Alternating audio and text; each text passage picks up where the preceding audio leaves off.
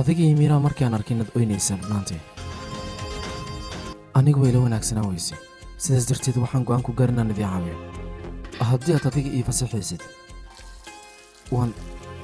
macnaha waa idin caawinayaa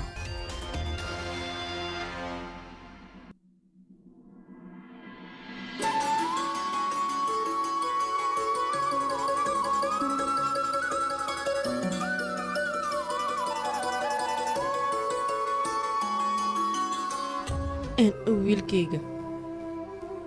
adiga sababtoo nasiibka ayaan ii kaa soo jiray gurigaan weyn ayaa noo ogolaatay inaan gabadheeda arooskeeda aan ku dhigano daraadna faraantigeliskeeda ayadoo noola ceebaysanayo adiga ayaa garabkeena soo istaagay adigana wiil fiican ayaa tahay maantana wax kastoo ceebteenna adiga inaad asturtid ayaad marka ma aqaan aniga abaalkaaga adiga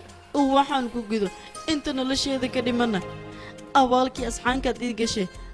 aniga waan kuu haani doonaa hooyo kastana maanta waxay jeceshahay gabadheeda hamiga ee leedahay inaad hesho adigana waxaa rajaynayaa facaad inaad ugu saraysid waayo maanta ceebteedoo ballaanka taalo ayaad asturta wiilkayga weliga